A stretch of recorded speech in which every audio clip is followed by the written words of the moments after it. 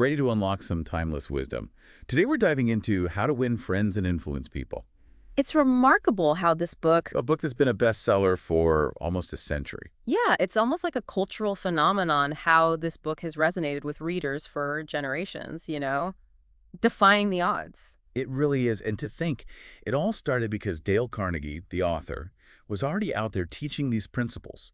He spent years studying successful figures, putting these ideas to the test in his own courses before even publishing the book. It wasn't just theory for him, it was real-world application. And what's fascinating is the catalyst for the book itself. Yeah. It wasn't some calculated move to capitalize on a trend, but rather a response to a huge 2-year survey. Can you imagine spending $25,000 back then? $25,000 Just to find out what people wanted to learn. for a survey. That's a serious investment in understanding people's desire to learn. What did they discover? The survey revealed a huge demand for practical advice on human relations. People were even actively seeking a textbook on the topic, only to be told that the book they need has never been written. Talk about the perfect setup for Dale Carnegie. It's like they handed him a golden opportunity on a silver platter. They were practically begging for this book. So how did Carnegie take this demand for guidance and turn it into such an impactful work? You know, Carnegie had a knack for taking complex ideas and making them clear, actionable, and relatable. He didn't just throw out abstract theories. He used real-life stories showing how these principles played out in everyday situations, and made it easy for anyone to see themselves in those stories. That makes sense. Stories help us connect with the information on a deeper level. It's like, if they can do it, maybe I can too. Do you have any examples of these impactful stories? Absolutely. One example Carnegie uses is an executive on the verge of being demoted. He was about to lose his job because he didn't handle people well, but by applying Carnegie's principles, he was able to turn things around. He not only kept his job, but got promoted with a raise. Okay, now that's what I'm talking about. That kind of story really grabs your attention. So it's not just about the advice itself, but how Carnegie presents it, making it relatable and achievable for the average person. Precisely. He understood the power of storytelling and its ability to make his principles stick with readers. So let's dive into those principles. What are some of the core ideas that make How to Win Friends so effective? Carnegie outlines 6 foundational principles, and we'll explore each one through captivating anecdotes from the book. Get ready for some intriguing stories. Oh, I do love a good story. Let's hear it. What's the first principle? The first principle is don't criticize, condemn, or complain. And to illustrate this, we'll delve into the story of Two Gun Crowley, an infamous cop killer. Okay, a cop killer. This is about to get interesting. How does this tie into not criticizing? Well, when Two Gun Crowley was finally cornered by the police after a massive manhunt, his words were shocking. He said, "This is what I get for defending myself." Defending himself, he shot a police officer. Talk about a distorted view of reality. Exactly, and that's precisely Carnegie's point. Crowley, like many criminals, refused to take responsibility for his actions. He justified his behavior, twisting the facts to fit his own narrative. But this tendency to deflect blame, it isn't limited to criminals. You're saying we all do this to some extent. Yeah. We justify our actions even when we know deep down we might be in the wrong. Precisely. Think about it. How many times have you caught yourself making excuses, blaming external factors or other people when you made a mistake? We all do it. Okay, I can see that. I've definitely been guilty of that myself a time or two. Right. So how does this tie back to Carnegie's principle? Carnegie is saying that before we can even think about influencing others, we need to master our own tendencies to criticize, condemn, and complain. It's about taking ownership of our actions. So instead of pointing fingers, it's about understanding, Yeah. even if we don't agree with the other person's perspective. Exactly. It's about shifting our focus from finding fault to finding understanding. That's a crucial first step in building stronger relationships and becoming more influential. That's powerful. So what's the next principle Carnegie dives into? The second principle is give honest and sincere appreciation. It sounds simple, but its impact can be profound. And to illustrate this, Carnegie shares a heartwarming story about a father who is constantly scolding his young son. Oh, I can relate to that. Yeah. My parents weren't exactly cheerleaders either. We've all experienced that feeling of never quite measuring up. Well, this father was at his wit's end. He felt like he was failing as a parent, like he was losing his connection with his son. So he decided to try a new approach. Instead of focusing on his son's flaws, he started looking for the good, for things he could genuinely praise. What happened? Did this change in approach make a difference in their relationship? You bet it did. According to the book, this one shift brought more happiness into their home in 2 months than in the entire year before. Can you imagine that? Wow. That's incredible. Just a little bit of genuine appreciation completely transformed their relationship. It makes you realize how powerful a little encouragement can be. It really does. And this principle applies to all kinds of relationships, not just between parents and children.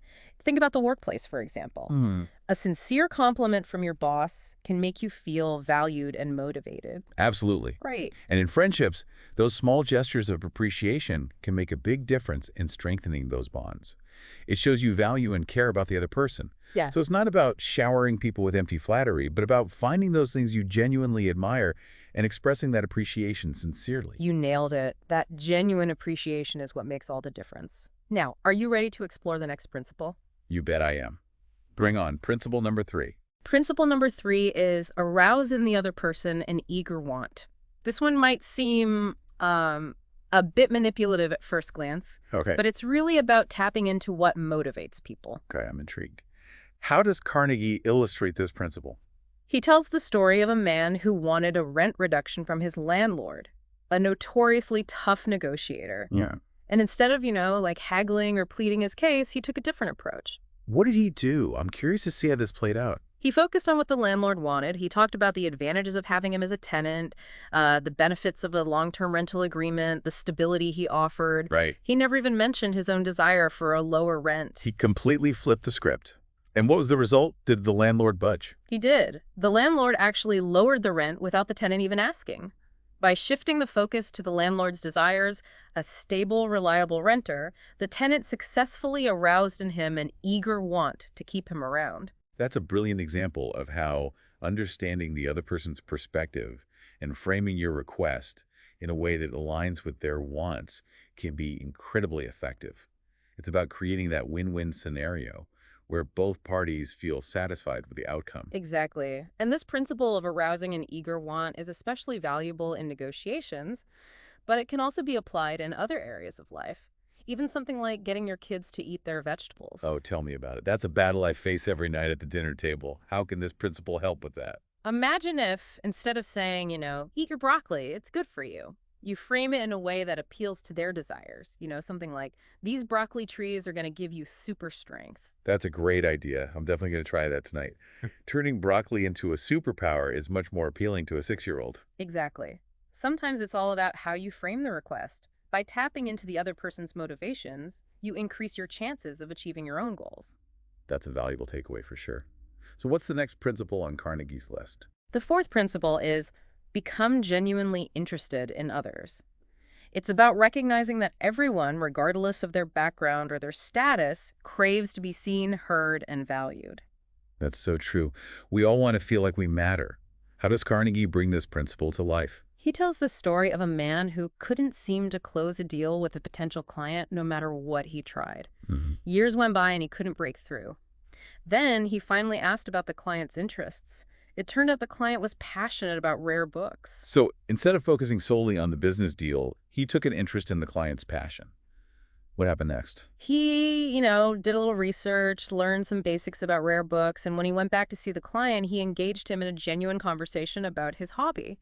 Yeah. This simple act of taking an interest in something the client cared about, created a connection, built rapport. And did that connection ultimately lead to the business deal? It did. By demonstrating genuine interest in the client as a person, not just as a potential business deal, he was able to build the trust and rapport needed to move the relationship forward. That's a powerful example of how taking a genuine interest in others can open doors and create opportunities. It's not about pretending to care about something you don't, but about finding those common threads, those shared interests that allow you to connect with people on a deeper level. Exactly. It's about recognizing that we're all connected in some way, and by taking the time to discover those connections, we can build stronger, more meaningful relationships. Okay, on to principle number 5. What does Carnegie highlight next? The fifth principle is remember names and make people feel important. This one seems so simple, yet so many people struggle with it. You're telling me I'm terrible with names. It's like they go in one ear and right out the other. But you're right, it's such a simple gesture that can make a huge impact. How does Carnegie drive this point home? He tells a story about a man who received a free Packard car, Wait, a luxury vehicle at the time. A free car. Yeah. Just for remembering a name. That's amazing. Simply because he showed genuine appreciation for an older woman. He remembered her name, treated her with respect, and made her feel valued. What's the story behind this incredible act of generosity? It highlights the power of making people feel important. Yeah? You know, this man recognized that everyone, regardless of age or social standing, deserves to be treated with dignity and respect. It wasn't about the car itself, but about the feeling he created in that woman by simply remembering her name and treating her with kindness. That's an incredible story. It shows that even small gestures of acknowledgement and respect can have a profound impact on others. It's about those little things. Remembering a birthday, asking about their family, or simply using their name when you greet them. These small acts of kindness can make someone feel seen and appreciated. Exactly. And those small gestures, they add up over time, building trust, rapport, and ultimately influence. It's amazing how such simple acts can be so powerful. So what's the final principle Carnegie leaves us with? The sixth and final principle is be a good listener. It might seem obvious, but truly listening to others is a skill that many people haven't mastered. That's for sure. We're often so busy thinking about what we're going to say next that we don't truly hear what the other person is trying to communicate. How does Carnegie emphasize the importance of being a good listener? He points out that even Sigmund Freud, the father of psychoanalysis, was known for his exceptional listening skills. You wouldn't think someone who analyzes your every word would also be a great listener. Right. But it makes perfect sense in the context of creating a space where people feel safe to be vulnerable and share openly. Exactly. Freud understood that to truly help his patients, he needed to create a safe space for them to open up and share their thoughts and feelings without judgment, and that's what being a good listener is all about. Being fully present, engaged, and genuinely interested in what the other person has to say. It's not about formulating your response while they're talking, but about truly hearing and understanding their perspective. It's about putting aside our own agendas for a moment Yeah. and making the other person feel heard and understood. Absolutely. And when we listen well, we gain valuable insights, we build trust, and we strengthen our relationships. It's a crucial aspect of effective communication and influence. These 6 principles are truly insightful. It's no wonder this book has stood the test of time. But knowing the principles is just the first step. How do we actually put them into practice in our daily lives? That's a great question. Carnegie doesn't just leave us with these principles, he provides specific tactics to help us apply them in our own lives. Okay, I'm ready for some actionable advice.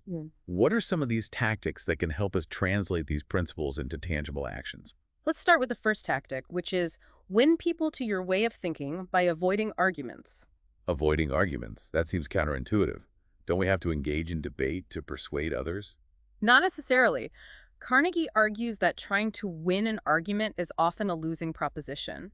Even if you manage to, dismantle the other person's argument, you might bruise their ego and damage the relationship. Right. And nobody wants to feel like they've lost. That's a great point. It's like that old saying, a man convinced against his will is of the same opinion still. So if arguing isn't the answer, what's the alternative?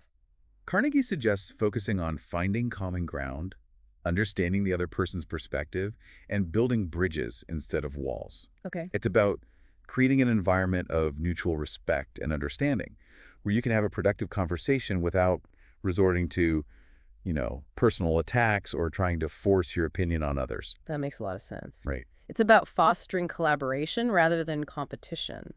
So instead of trying to prove the other person wrong, it's about finding areas of agreement and building from there. Exactly. By shifting your approach from confrontation to collaboration, you're more likely to win people over to your way of thinking while also maintaining strong relationships. That's a powerful tactic for sure.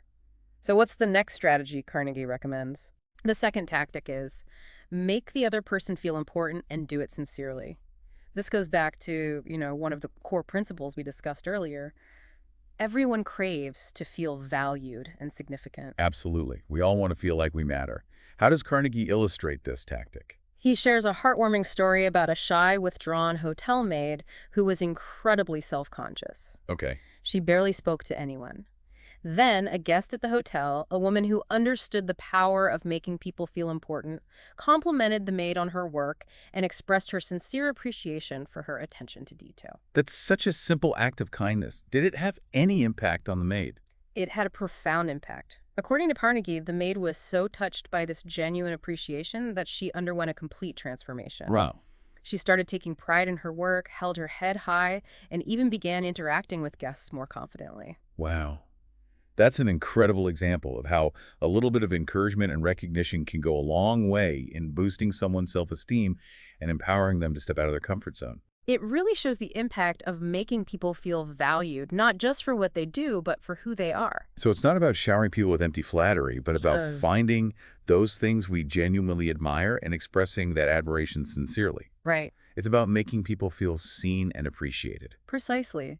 And remember, those small gestures of appreciation, those genuine compliments, can make a world of difference in someone's day, even their life.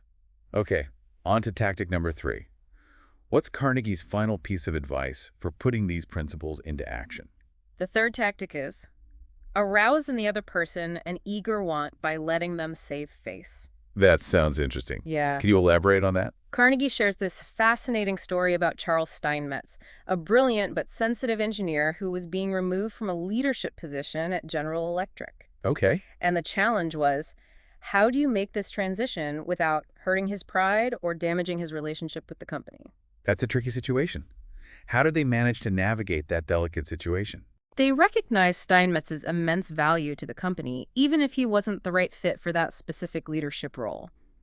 So instead of simply demoting him, they created a new position for him, one that played to his strengths and allowed him to contribute in a way that was both fulfilling and meaningful. So they found a way to recognize his value while also addressing the need for a change in roles. Exactly. They allowed him to save face. Instead of feeling like he was being punished or demoted, he felt valued and respected.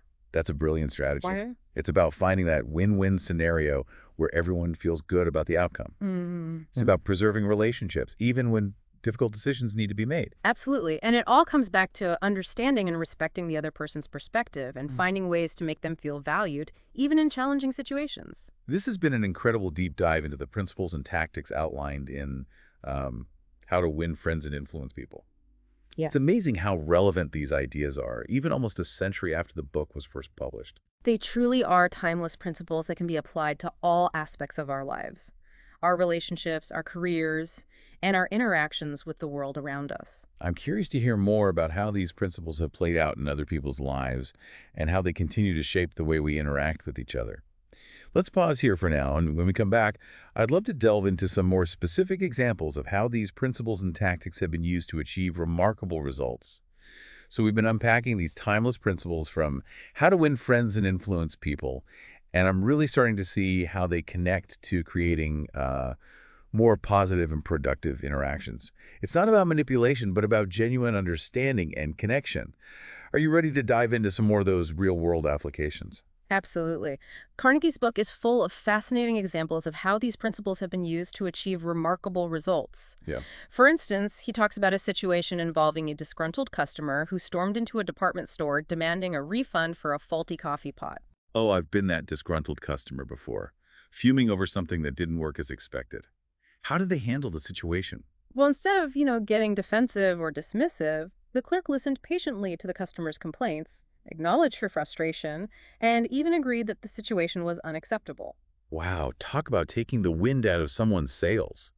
By meeting the customer's anger with empathy and understanding, the clerk was able to de-escalate the situation. Exactly. And once the customer felt heard and acknowledged, she calmed down. At that point, the clerk was able to offer a replacement coffee pot and even a discount on her next purchase, turning a negative experience into a positive one. That's a perfect example of how those first two principles, don't criticize, condemn, or complain, and give honest and sincere appreciation, can work together to diffuse a tense situation and build rapport.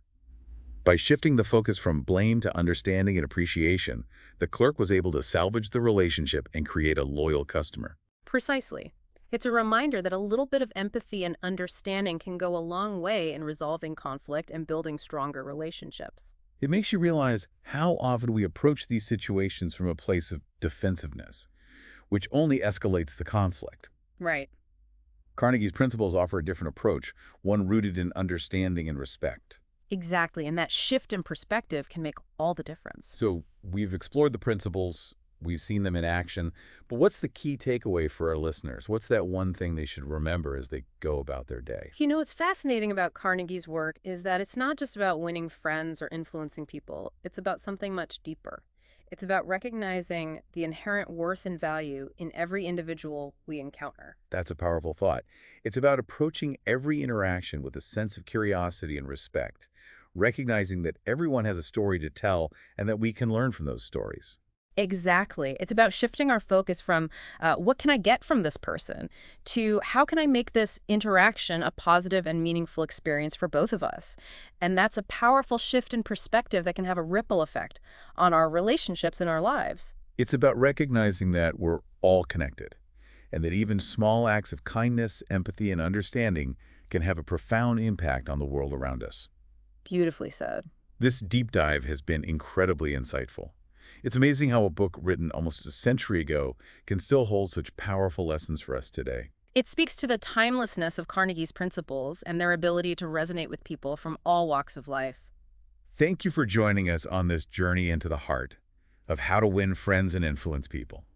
We hope you've gained some valuable insights that you can apply to your own life. And remember, the journey of personal growth and development is ongoing. Keep exploring, keep learning, and keep striving to make every interaction a positive and meaningful one. Until next time.